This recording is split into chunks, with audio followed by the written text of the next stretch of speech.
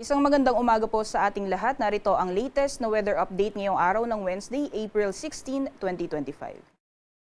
Sa kasalukuyan po ay wala naman tayong binabantayan na low pressure area o bagyo sa loob at labas ng ating Philippine Area of Responsibility at asahan po natin ang patuloy na pag-iral ng easterlies. Ito po yung mainit na hangin na nanggagaling sa karagatang Pasipiko at nakakaapekto po yan ngayong araw sa buong bansa.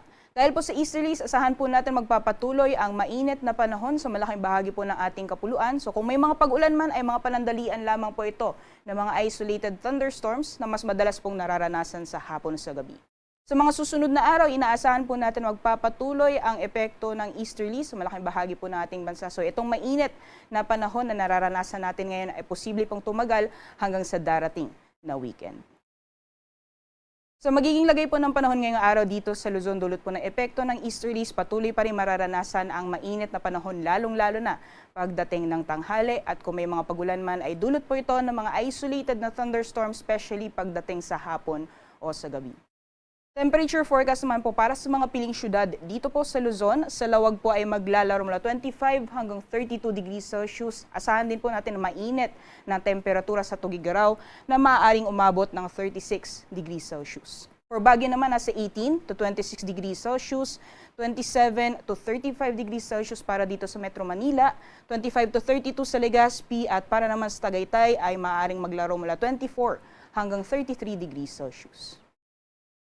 For the rest of the country naman po, magiging lagay ng panahon, gayon din mararanasan din ang mainit at maalinsahang panahon sa malaking bahagi or for the rest of the country dyan po sa Palawan, Visayas, and Mindanao. Although dito po sa may western sections ng Mindanao, maaring maranasan po yung mga thunderstorms, lalong-lalo na po sa may Zamboanga Peninsula at yung mga karatig na probinsya sa may Bangsamoro, pati na rin sa Soxargen. Pero itong mga thunderstorms po ito ay hindi po natin inaasahan na tatagal ng buong araw. So asahan pa rin po natin na magpapatuloy o mararanasan ang mainit na panahon sa malaking bahagi ng ating kapuluan. Temperature forecast naman po para sa mga piling syudad for Palawan po nasa 26 hanggang 33 degrees Celsius, for Puerto Princesa as well as sa Calayan Islands. Meanwhile for Visayas naman sa Iloilo nasa 23 to 34 degrees Celsius. At para naman sa Cebu, pati sa Tacloban, maximum temperature sa abot ng 33 degrees Celsius. For Mindanao area naman po sa Zamboanga, pati na rin po sa Cagayan de Oro, maximum temperature sa abot ng 32 degrees Celsius at mainit naman po na temperature inaasahan natin ngayong araw sa Metro Davao na posibleng umabot ng 35 degrees Celsius. Para naman po sa heat index forecast or damang init na mararanasan po ngayong araw. Dito po sa Metro Manila, maaaring maglaro mula 41 hanggang 42 degrees Celsius ang heat index.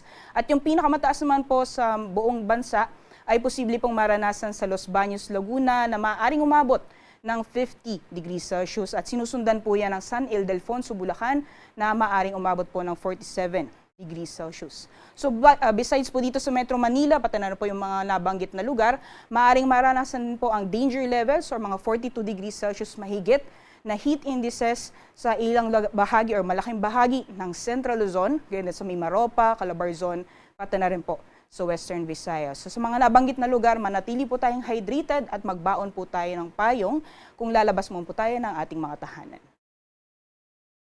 Para naman po sa kalagayan ng ating karagatan, wala pa rin po tayong gale warning or babala sa matataas na mga pag-alon sa anumang dagat baybayin ng ating bansa. Kaya malaya pa rin po mga kalayag ang ating mga kababayan na mangingisda, pati na rin po yung may mga maliit na sasakyang pandagat. Sunrise po natin ngayong umaga ay 5:42 AM, sunset naman ay 6:10 PM.